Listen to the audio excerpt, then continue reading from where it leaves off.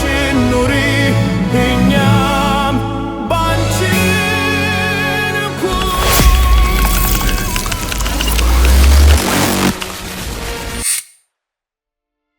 ሰላም ሰላም ሰላም። ሩቅ የነበረው ነገ ዛሬ እጃችን ላይ ነው። አቤኔዘር ነኝ። ይህ የእሁድ AI ቶክ ነው። ዛሬም እንደተለመደው ምሽታችሁን በአዲስ የቴክኖሎጂ ወሬ ልናሞቅላችሁ መጥተናል። የዛሬው ፕሮግራማችን እጅግ ልዩ ነው። ዛሬ ስለ ሱኖ ነው የምናወራው። ሱኖ እንግዲህ ከዚህ በፊት ስሙን ሰምታችሁት ልታውቁ ትችላላችሁ። ካልሰማችሁት ግን ዛሬ እጅግ በጣም ትደነቃላችሁ። ይህ ነገር እንደነ ChatGPT፣ ጀመናይ ወይ ደግሞ ግሮክ አይደለም። ምክንያቱም እነሱ ያወራሉ ወይ ደግሞ ይጽፋሉ፣ ይሄኛው ግን ያዜማል። ያውም አማርኛን እንደኔና እንደናንተ አጣፍጦ በዜማና በቅላጽ የሚሰራ የኤአይ የሙዚቃ ማሽን ነው። በዛሬ ቆይታችን ስለዚህ ቱል ምን አይነት ተአምር መስራት እንደሚችል አብረን እናያለን። ከግጥም መጻፍ ጀምሮ ዜማ አውጥቶ እንዲሁም ሙዚቃውን አቀናብሮ ማስተሪንግ እስኪሰራ ድረስ ሁሉንም በአንድ ክሊክ እንዴት አድርጎ እንደሚፈጥሩ አሳያችኋለሁ። እንግዲህ ይህንን እየተመለከታችሁ ያላችሁ ሙዚቀኞች ካላችሁ አረባካችሁ ስራችንን አታስፈቱን የሚያስብል ስጋት ሊሆን ቢችልም፣ በሌላ በኩል ደግሞ በጣም ብልህ ለሆኑት አቅማቸውን አውጥተው ለሚጠቀሙበት ትልቅ እድል ነው። ግን ከዛ በበለጠ እንደኔ ላላችሁ ድምጻችሁ በጣም የተመታ ከሆነ ለጆሮ የሚጎረብጥ እንኳን ለሙዚቃ ለወሬ እንኳን አልታደልኩም ለምትሉ ሻወር ቤቶች ያሰገቡ ለምታዜሙ ሰዎች የምሽት ስራች ይዤላችሁ መጥቻለሁ። ሜቢ ውስጣችሁ ዜማ አለ፣ ድምፅ ግን የላችሁ። ግጥሙ አይምሯችሁ ውስጥ ይመላለሳል። እንዴት አድርጌ አወጣዋለሁ ብላችሁ ከተጨነቃችሁ ለእናንተ this is a golden chance። ስለዚህ አሁን ምንም አትበሉ፣ ሶፋችሁ ላይ ዘና ብላችሁ ቁጭ በሉ፣ ቡናችሁን ፉት እያላችሁ ይህን ፕሮግራም ተከታተሉ። ሙሉ በሙሉ ቱቶሪያሉን መሞከር ከፈለጋችሁ በኋላ ዩቲዩብ ቻናላችን ላይ እንጭነዋለን። እዛ ሂዱና ቪዲዮውን ፖዝ እያደረጋችሁ ፕሮምፕቱን ኮፒ ፔስት በማድረግ ትሞክሩታላችሁ። አሁን ግን እንዝናና። ይህ እሁድ AI ቶክ ነው። መልካም ቆይታ።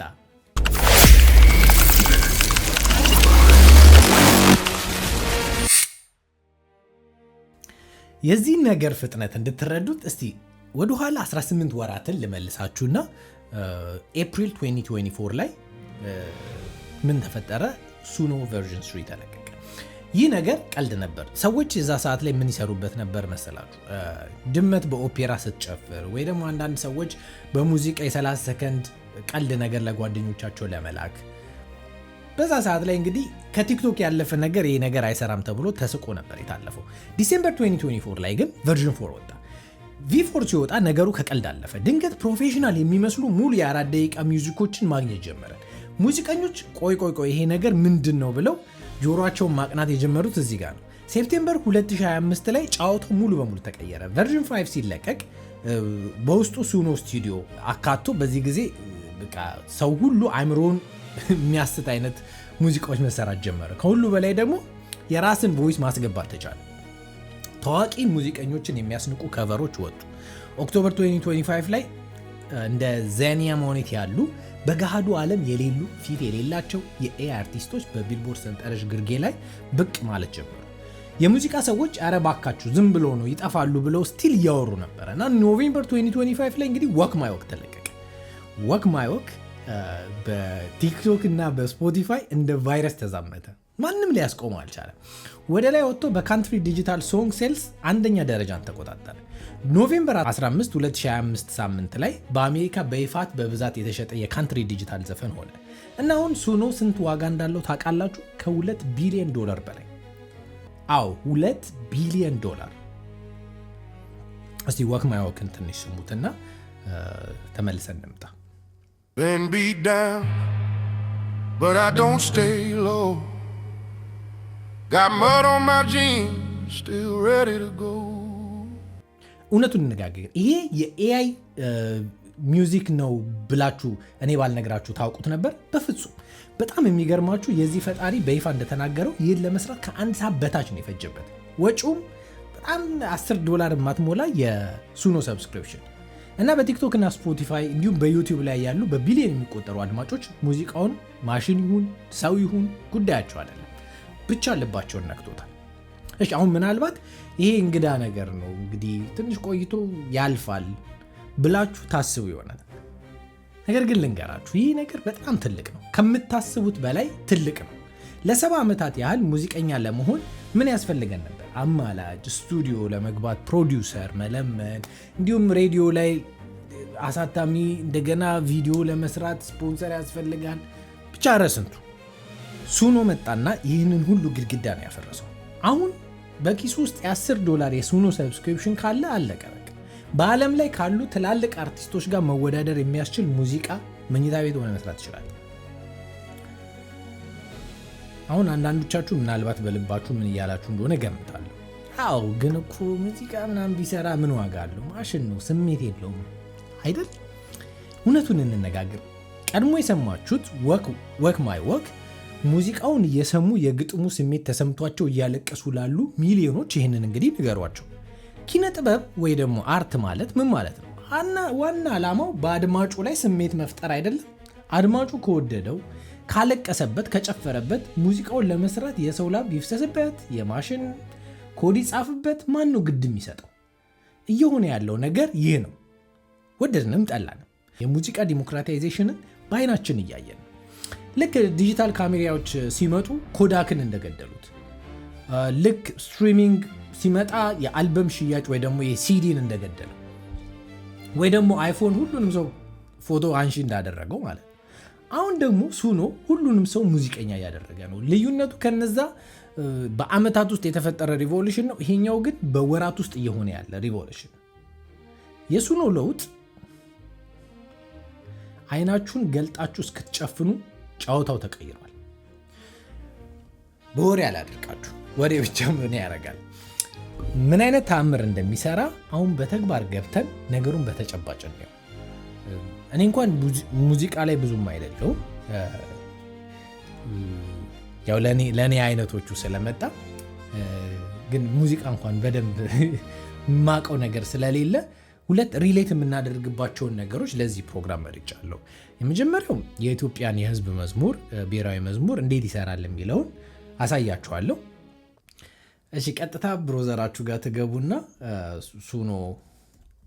suno.ai ብላችሁ ሰርች ስታደርጉ ይመጣላችኋል።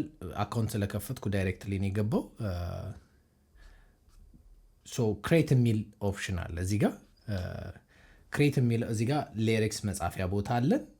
እዚህ ጋር ደግሞ ስታይሉን የሙዚቃ ስታይሉን የምንጽፍበት ቦታ አለን። እዚህ ጋር ፕላስ ኦዲዮ አድ ማድረግ እንችላለን። ቤዚክሊ እነዚህ ናቸው በጣም ወሳኝ የተባሉት ፓርቶች። ስለዚህ እኔ ያዘጋጀሁትን የዜግነት ክብር ብሔራዊ መዝሙር ሊሪክስ ፔስት አደርግለታለሁ። ያው አማርኛ ነው ፔስት የምናደርግለት። ስታይሉን እንመርጣለን።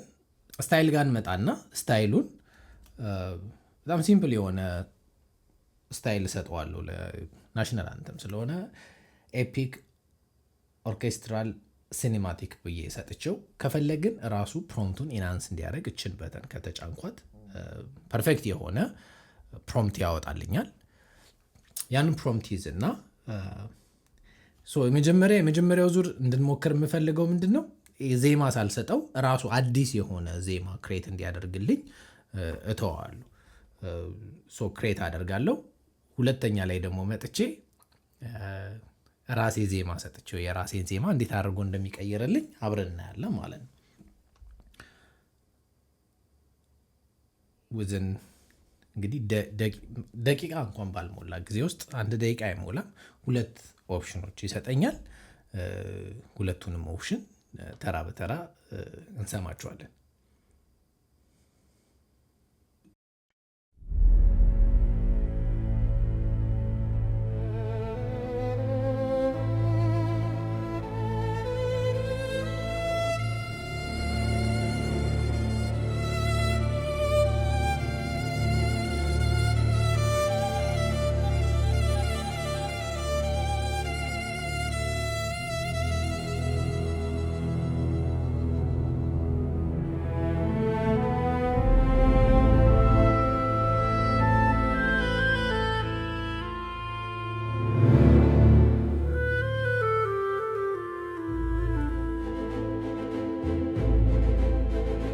የዜግነት ክብር በኢትዮጵያችን ጸንቶ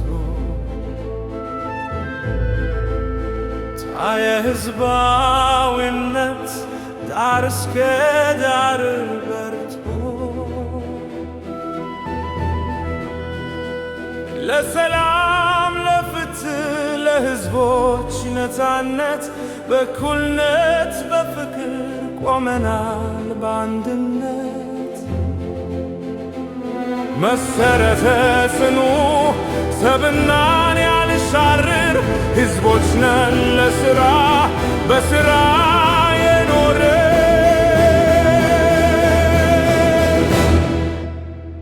ድንቅ የባህል መድረክ የኩሪ ቅርስ ባለቤት የተፈጥሮ ጸጋ የጀግና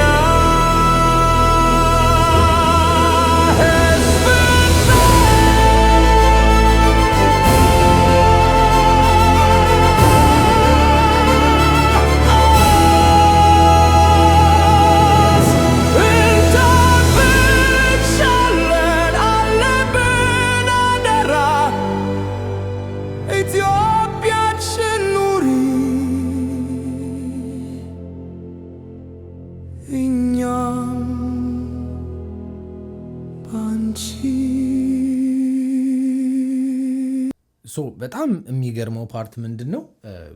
ይሄ አሁን ራሱ ነው ሙዚቃውን የሚሰራው። ዜማ ምናምን አልሰጠ ነው። ያው በፕሮምፕት ነው የነገር ነው ዜማውን ሙዚቃውን እንዲሰራ።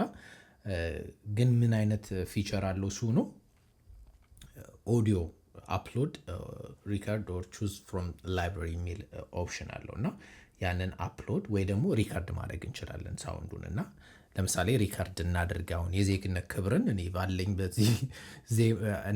ባለኝ ዜማ ባለኝ ድምፅ ልስጠውና ያንን ራሱን ዜማውን ጠብቆ ደግሞ እንዴት ይሰራል የሚለውን አብረን እኔ ሪካርድ የሚለውን እጫንና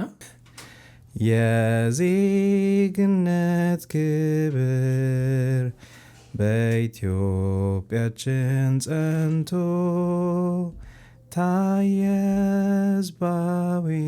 ሕዝባዊነት ዳር እስከ ዳር በርቶ ለሰላም ለፍትህ ለሕዝቦች ነፃነት በእኩልነት በፍቅር ቆመናል በአንድነት መሰረተ ጽኑ ስብናን ያልሻርን ሕዝቦች ነን ለሥራ በሥራ የቆርን ድንቅ የባህል መድረክ የአኩሪ ቅርጽ ባለቤት የተፈጥሮ ጸጋ የጀግና ሕዝብ እናት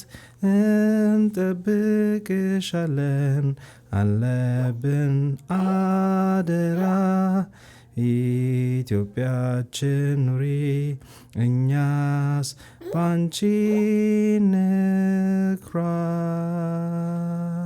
እሺ ሪከርድ አድርገን ከጨረስን በኋላ ሴቭ እናደርገዋለን። እንግዲህ እሱ ነው ሴቭ ያደርገዋል። ከዛ ሴቭ ካደረገው በኋላ እንግዲህ ከቨር መስራት እንችላለን። ሙዚቃውን ይሄን የሰጠነውን ኤክስቴንድ ማድረግ እንችላለን ወይ ደግሞ ላይብራሪ ውስጥ ሴቭ ማድረግ እንችላለን ለሌላ ጊዜ ማለት ነው። አሁን ከቨር ነው የምንሰራው። ሴቭ ካደረገው በኋላ እዚህ ጋር አምጥቶልናል። ሪሚክስ የሚለውን ተጭነን ከቨር እንለዋለን ማለት ነው። ስታይል ላይ ቅድሙን ራሱን ፕሮምፕቱን ፔስት እናድርግ። ከዛ ሊሪክሱ ላይ የራሳችን ሊሪክስ እንስጠው ማለት ነው። እስቲ አሁን ክሬት እንበለውና እኛ በሰጠነው ዜማ መሰረት የሚሰራውን ደግሞ አብረን እናያለን ማለት ነው።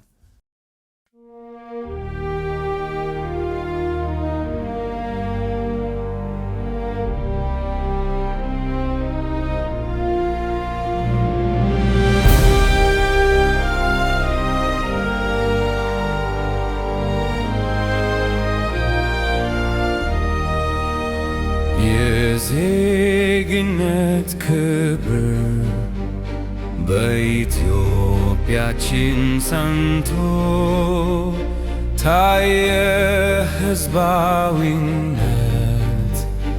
ዳር እስከ ዳር በርቶ ለሰላም ለፍትህ ለሕዝቦች ነፃነት በእኩልነት በፍቅር ቆመናል በአንድነት።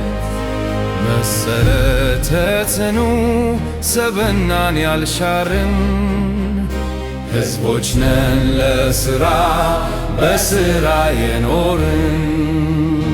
ድንቅ የባህል መድረኪ የአኩሪ ቅርስ ባለቤት የተፈጥሮ ጸጋ የጀግና ሕዝብ እናት እንጠብቅሻለን አለብን አደራ። ኢትዮጵያችን ኑሪ እኛም ባንቺ እንኩራ።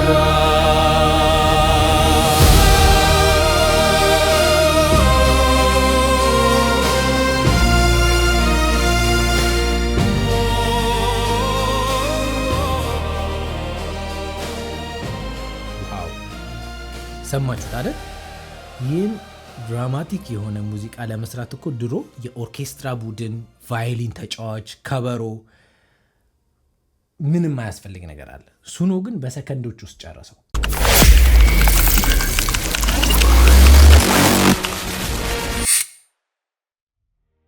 ስለዚህ ምን ልል ነው?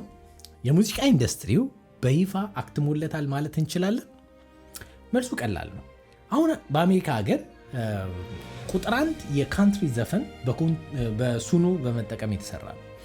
ይህ ምንን ያሳያል? ሱኖና መሰል ቴክኖሎጂዎች ሙዚቃው ከየት መጣ ሳይሆን እንዴት ይሰማናል የሚለው ጉዳይ እንደሚያይል አረጋግጠዋል። ነገሮች ተቀያይረዋል። አሁን ክሬተር ለመሆን ስቱዲዮ መግባት አይጠበቅባችሁም። የሚያስፈልጋችሁ ጥሩ አይዲያ እና ጥሩ ፕሮምፕት ብቻ ነው። ለዛሬ ይዤላችሁ የቀረብኩት ፕሮግራም ይህንን ይመስል ነበር። ቅድም እንዳልኳችሁ የዚህን ቱል አጠቃቀም ዩቲዩብ ቻናላችን ላይ ለጥፌላችኋለሁ። እዛ ላይ ገብታችሁ ቪዲዮን ፖዝ እያደረጋችሁ እኔ የተጠቀምኩበትን ፕሮምፕት ኮፒ ፔስት እያደረጋችሁ የራሳችሁ ሙዚቃ ስሩ። ውጤቱን ኮመንት ላይ አሳውቁኝ። አብሬያችሁ የነበርኩት እኔ አቤኔዘር ነኝ። ሳምንት በሚቀጥለው ኤፒሶድ በሌላ አጓጊ የኤአይ ቴክኖሎጂ እስከምንገናኝ ክሬቲቭ፣ አዲስ ነገር ፈላጊና ቴክኖሎጂ ወዳጁ። መልካም ሳምንት።